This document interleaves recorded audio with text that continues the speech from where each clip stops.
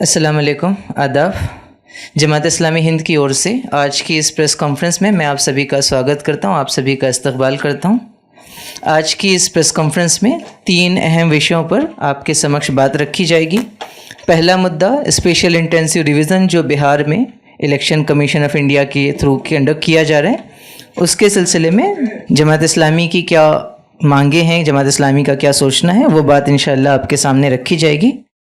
दूसरा जो अहम मुद्दा है वो बंगाली स्पीकिंग माइग्रेंट्स को लेकर जो हरासमेंट पूरे देश भर में हो रहा है, अलग अलग राज्यों में हो रहा है, उसको लेकर हमारी मांगे, हमारी डिमांड्स आपके सामने रखी जाएंगी। और तीसरा अहम विषय, हम जानते हैं कि मालेगांव बॉम्ब ब्लास्ट केस के सिलसिले में NIA स्पेशल कोर्ट का जो वर्डिक्ट आया है, उस वर्डिक्ट पर जमात इस्लामी क्या सोचती है, वो बात आपके सामने रखी जाएगी।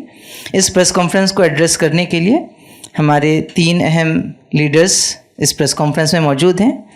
प्रोफेसर सलीम इंजीनियर साहब, वाइस प्रेसिडेंट जमात इस्लामी हिंद, मलिक मोतसिम खान साहब, वाइस प्रेसिडेंट जमात इस्लामी हिंद, और Nadeem Khan, national secretary association for protection of civil rights. तो और समय ना लेते हुए सबसे पहले मैं प्रोफेसर सलीम इंजीनियर साहब से गुजारिश करूंगा कि वो स्पेशल इंटेंसिव रिवीजन के बारे में अपनी बात रखें। सभी पत्रकार साथियों को सलाम व आदाब। जमात इस्लामी हिंद की इस महाना प्रेस कॉन्फ्रेंस में आप सभी का स्वागत है। जैसा कि अभी आपके सामने बात आई है, 3 विषयों पर हमने आज के प्रेस नोट में अपने मुद्दों को शामिल किया है, जिसमें पहला मुद्दा बिहार में जो अभी SIR का इशू जो चल रहा है।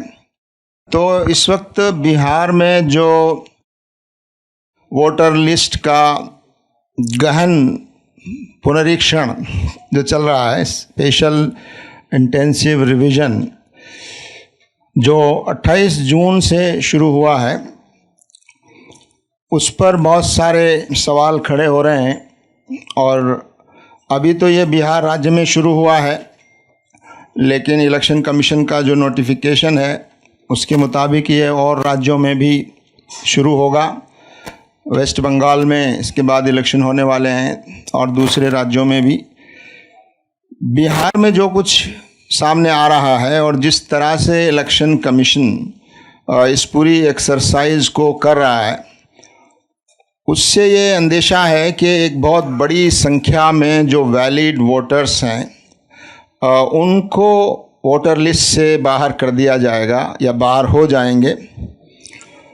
और ऐसा भी महसूस होता है और नज़र भी आता है कि जिस तरह के प्रोसीजर्स अपनाए जा रहे हैं और जिस तरह के डॉक्यूमेंट्स मांगे जा रहे हैं, उसके आधार पर इसमें एक ख़ास जो इलाके के लोग हैं या कम पढ़े लिखे लोग हैं, गरीब लोग हैं, और विशेष रूप से मुस्लिम समुदाय जिन इलाकों में ज़्यादा बड़ी संख्या में है, वहाँ पर ये वोटर एक्सक्लूज़न यानी जो वैलिड वोटर्स हैं उनका सेलेक्टिव डिलीशन का ख़तरा इससे पैदा हो गया। आप देख रहे हैं कि शुरू में चुनाव आयोग ने अपने आप को वैलिड वोटर साबित करने के लिए 11 डॉक्यूमेंट्स की लिस्ट दी थी कि इन 11 में से कोई और एक डॉक्यूमेंट वो पेश करें, जिसमें पिछली बार भी आपसे कहा गया था कि आधार कार्ड उसमें शामिल नहीं था, राशन कार्ड शामिल नहीं था, वोटर ID जो खुद इलेक्शन कमीशन का बनाया हुआ है उसको नहीं माना जा रहा था, एम्प्लॉयमेंट कार्ड्स जो हैं जो इशू किए जाते वो नहीं माने जा रहे थे, राशन कार्ड नहीं माने जा रहे थे।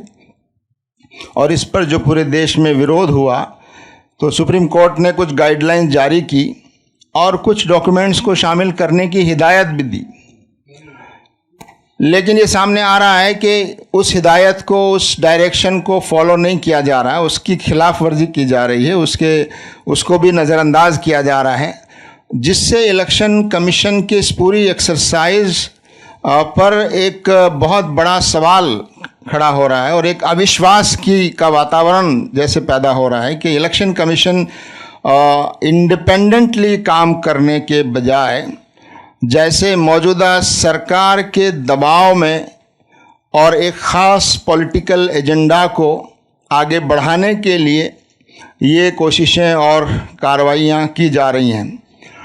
देश के बहुत सारे सिविल सोसाइटी ग्रुप्स और नागरिकों ने इसके ख़िलाफ़ काफ़ी बातें कही हैं और बराबर बिहार में भी इस तरह की इसका विरोध हो रहा है और बिहार में भी जन सुनवाइयाँ और दूसरे कार्यक्रम वहाँ पर हो रहे हैं, जिससे ये बात सामने आ रही है कि इस पूरे प्रोसीजर में इतना ज़्यादा उसको दबाव बनाया जा रहा है BLOs पर कि वो बगैर डॉक्यूमेंट के भी अपने आप से बहुत सारे डॉक्यूमेंट खुद साइन करके, वो फॉर्म साइन करके और ख़ुद भर रहे हैं, जबकि लोगों को मालूम भी नहीं है। और जब लोग पूछ रहे हैं तो उनको बताया जा रहा है कि उनका फॉर्म पहले से भरा जा चुका है, जबकि डॉक्यूमेंट्स उसके सबमिट नहीं किए गए हैं, जिससे ये साफ जाहिर है कि जब डॉक्यूमेंट चेक करने का मौका आएगा तो वहाँ डॉक्यूमेंट्स नहीं होंगे और उस आधार पर उनका वोटर लिस्ट से नाम हटा दिया जाएगा।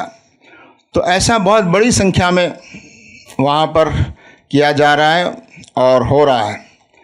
इसी तरह ये घटना भी सामने आई, अभी कुछ दिनों पहले बिहार में हमारा जाना हुआ, बिहार का दौरा हुआ, वहाँ के सामाजिक संगठनों से हमारा इंटरेक्शन हुआ और एक जन सुनवाई में हमको हिस्सा लेने का मौका मिला। वहाँ लोगों ने अपनी जो परेशानियाँ बताई हैं, उससे ये बात निकल कर सामने आई है कि पूरा प्रोसीजर जब आप फॉलो कर रहे हैं तो एक ख़ास इलाके में, एक इलाके में आप एक डॉक्यूमेंट को वैलिड मान रहे हैं, दूसरे इलाके में उसी डॉक्यूमेंट को आप रद्द कर रहे हैं। ख़ास तौर से सीमांचल का इलाका जहाँ मुस्लिम बाहुल्य क्षेत्र है, वहाँ पर ऐसी शिकायतें आई हैं कि जो डॉक्यूमेंट दूसरी जगह वैलिड माने जा रहे हैं वो वहाँ सीमांचल के इलाके में उनको रद्द किया जा रहा है, उनको नहीं लिया जा रहा है।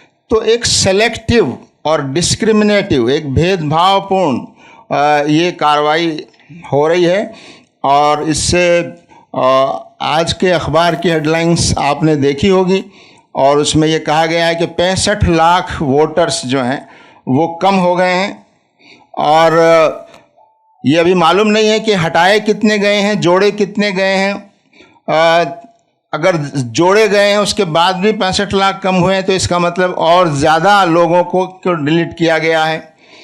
दूसरा, ये बात अभी सामने नहीं आई है, जैसा कि इलेक्शन कमीशन के कुछ अधिकारियों की ओर से ये बयानात आते रहे कि बड़ी संख्या में यहाँ पर बांग्लादेशी का होना पाया जा रहा है, यहाँ रोहिंग्याज बड़ी संख्या में पाए जाते हैं।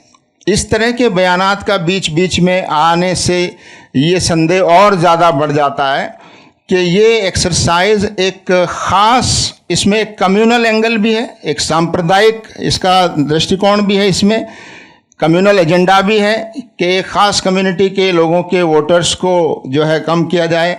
और दूसरा, इसमें एक इलेक्टोरल एजेंडा भी है कि कैसे उन वोटर्स को कम किया जाए जो उनके लिए कन्वीनिएंट वोटर्स नहीं हैं, उनके लिए जो वोटर ऐसे हैं जो उनको वोट नहीं करते हैं, ऐसे लोगों को कैसे कम किया जाए। ये रणनीति भी इसमें पूरी कार्रवाई में नज़र आती है। एक आखिरी बात इस बारे में जो मुझे कहनी है वो ये है कि ये एक्सरसाइज जो हो रही है ये एक तरह से एक सिटीजनशिप को वेरीफाई करने की एक्सरसाइज भी साथ साथ चल रही है, जबकि चुनाव आयोग का दायरा ये नहीं है कि वो ये तय करे कि कौन इस देश का सिटीजन है और कौन नहीं है।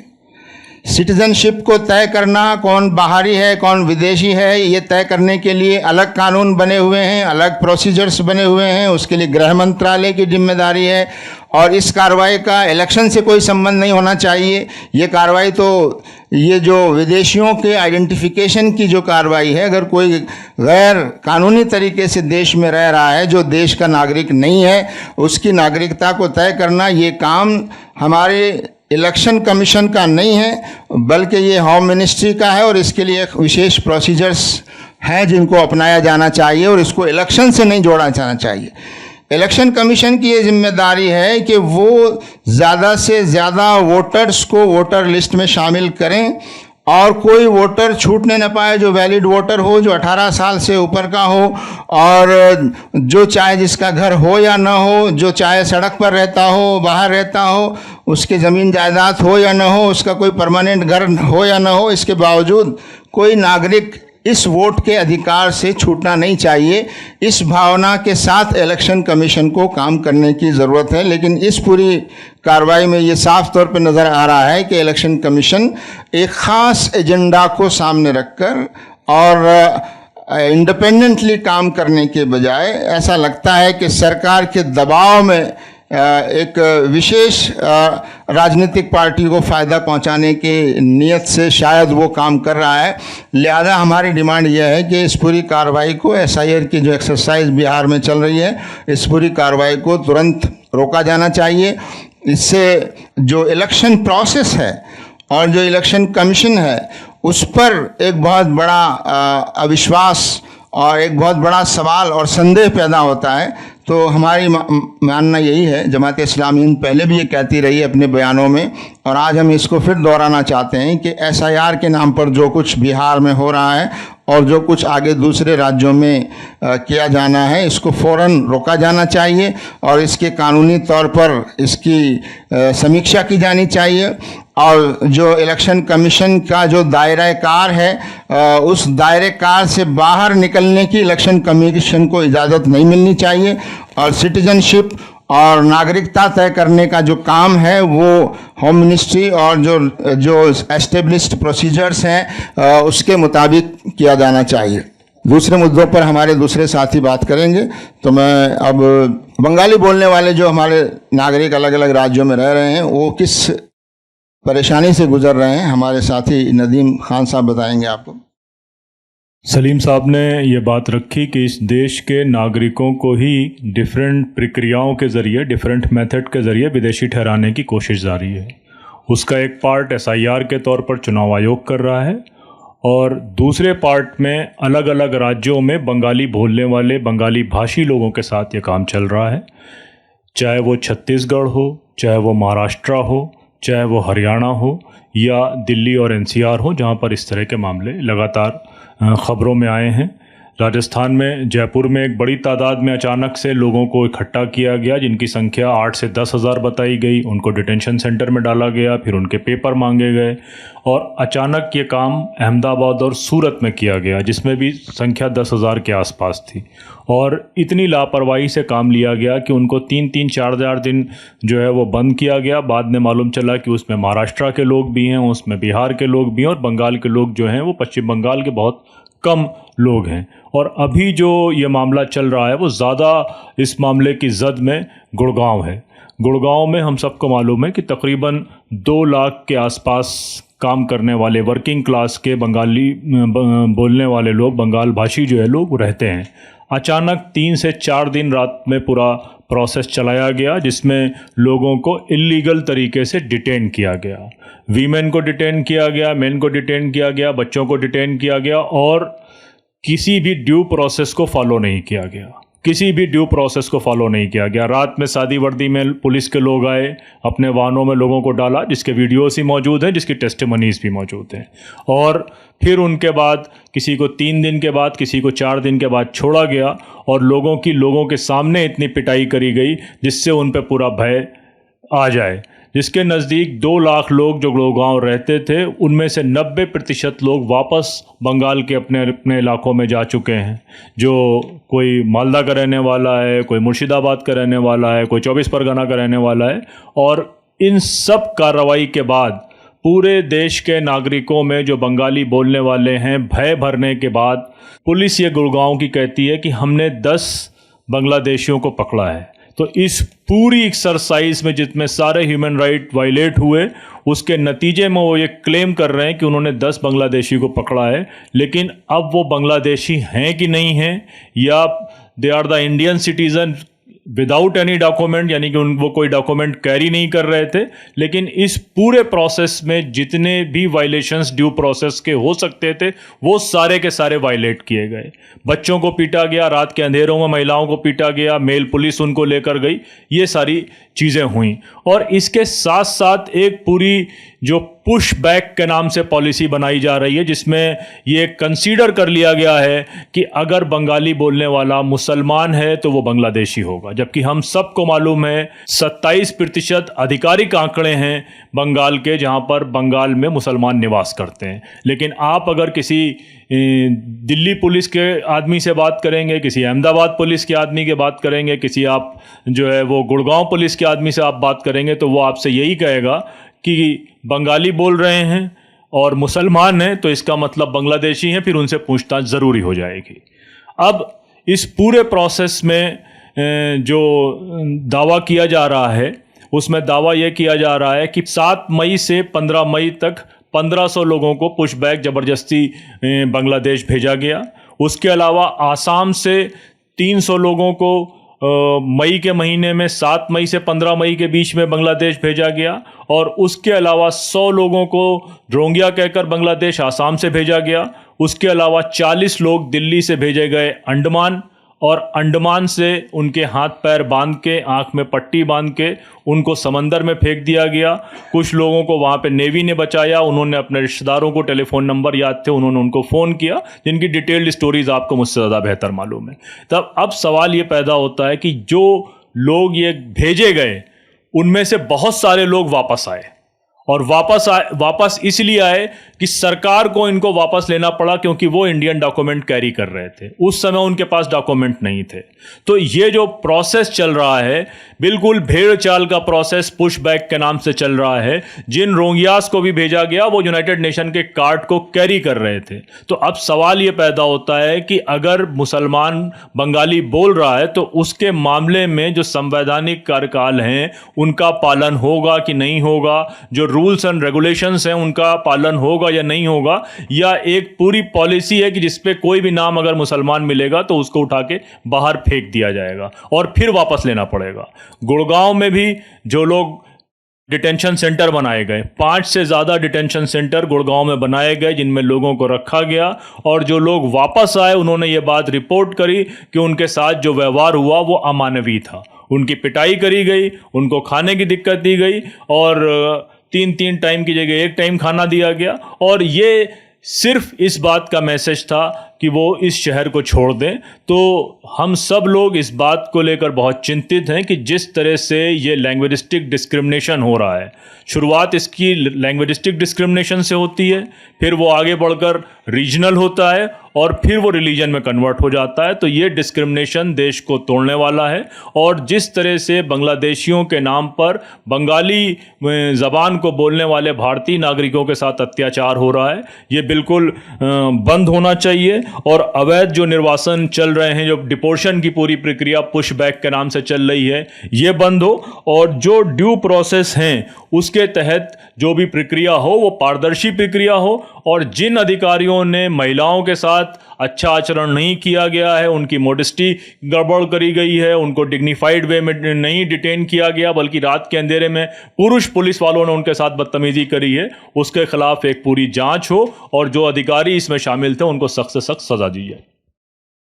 मीडिया के दोस्तों, मालेगांव जो बम ब्लास्ट केस हुआ था, ये 2008 की बात है, और उस सिलसिले में जो लोग गिरफ्तार हुए थे उनके नाम आपको मालूम है। पहले तो महाराष्ट्र की ATS ने इन्वेस्टिगेशन का काम किया था, और कुछ लोग इसमें जिम्मेदार करार पाए थे और उन पे केस चल रहा था। लेकिन महाराष्ट्र ATS की इस तहकीक के दौरान में हमारे देश के एक senior police officer Hemant Karkare साहब वो शहीद हो गए, और इसका डायरेक्शन भी बहुत उसके बाद चेंज हो गया।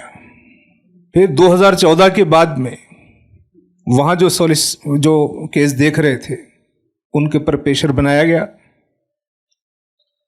और उनको कहा गया कि जो एक्यूज्ड हैं उनके साथ सॉफ्ट रवैया इख्तियार किया जाए, और जो इन्वेस्टिगेशन एजेंसीज थे, जो NIA की स्पेशल कोर्ट है, उसने ये कहा कि हमारे पास सफिशिएंट सबूत फराहम नहीं किए गए। तो क़ानून के हिसाब से सबूत ना मिलने पे अदालत ने फैसला किया होगा, लेकिन सबूत फराहम करने का काम किसका काम था, ये सवाल है। तो जो सबसे अहम बात इससे उभर कर आती है कि जो लोग बरी हो गए उसमें, कि जो इन्वेस्टिगेशन एजेंसीज थे उन्होंने एक्यूज्ड को बचाने का काम किया है। ये एक बहुत अखलाकी और समाजी सवाल है कि क्या देश के अंदर मुजरिमीन को सहूलत फराहम करके उन्हें बरी किया जाएगा। फिर इस दौरान इस केस में अभी 31 जुलाई को NIA की स्पेशल कोर्ट ने उनको बरी कर दिया है। तो इस मौके पर हमारा समझना ये है कि पूरे इस केस की, Bombay Malegaon bomb blast case की, इसकी एक जुडिशियल एनालिसिस, एक जुडिशियल इंक्वायरी होना चाहिए। और ये जो तहक़ीक़ाती एजेंसीज हैं जिन्होंने सबूत फराहम करने में नाकाम हो गए। तो दूसरा सवाल ये उभरता है कि जो मालेगांव में जो ब्लास्ट हुआ, फिर उसके जिम्मेदार कौन है? अगर ये लोग बरी हो गए हैं और ये उसके जिम्मेदार नहीं है, तो इसके जिम्मेदार कौन है? तो देश के अंदर अगर मुजरिमीन को तलाश किए बगैर छोड़ दिया जाएगा तो सोशल और पॉलिटिकल सिचुएशन क्या होगा? तीसरा सवाल इसमें उभरता है कि जो लोग शहीद हो गए मालेगांव बम ब्लास्ट में, तकरीबन 6 लोग शहीद हो गए और सैकड़ों लोग, 100 से ज़ायद लोग जख्मी हो गए। तो जो उनके घर लोग मर गए, उनके साथ कौन इंसाफ करेगा? मुजरिमीन को सजा ना मिली, इन्वेस्टिगेशन एजेंसीज पे शक, और जो शहीद हो गए उस पूरे केस में, उनके साथ इंसाफ क्या होगा? तो ये जो पूरा इसका जो अखलाकी पहलू है, इसका जो समाजी पहलू है, ये देश के लिए, समाज के लिए बहुत संगीन है। अवाम के अंदर, जनता के अंदर जुडिशियल सिस्टम पर भी और इन्वेस्टिगेटिव एजेंसीज पर भी एतमाद ख़त्म हो रहा है। फिर यह सवाल बाकी है कि क्या NIA बॉम्बे हाई कोर्ट जाएगी या नहीं जाएगी, और जो महाराष्ट्र की जो स्टेट गवर्नमेंट है, इसके खिलाफ सुप्रीम कोर्ट जाएगी या नहीं जाएगी? ये सब सवालात हैं। तो इस केस ने बहुत से सवालात खड़े कर दिए हैं, और जो जुडिशियल और इन्वेस्टिगेटिव एजेंसी से उस पर जो अवाम का एतमाद है, इसको मजरूह किया है। इसलिए हमारा ये समझना है कि इन सवालात को हल होना चाहिए और इस पूरे केस की असर नौ तहकीकात हो, जुडिशियल इंक्वायरी हो, इस बात को हम अंजाम देना है। जो बातें यहाँ आ गई हैं, चाहे वो बंगाली इशू हो, तो ऐसा लग रहा है देश में कि ज़बान के साथ तासुब हो रहा है। हम बिहार के मसले में देख रहे हैं, जो SIR है, कि पहले इलेक्शन कमीशन इलेक्टर्स को एनरोल करता था और वो लोग हुकूमत बनाते थे। अब हुकूमत वोटर्स को इलेक्ट कर रही है। और ये जो मालेगांव ब्लास्ट केस है, उसमें ज़ाहिर हुआ है कि कुछ लोग हैं जिन्होंने इन्वेस्टिगेशन एजेंसीज के ज़रिए से कुछ लोगों को बचाने की कोशिश की है। ये एक बहुत संगीन सवालात हैं। इन सब का जवाब जुडिशियल सिस्टम दे और आवाम के एतमाद को बहाल किया जाए।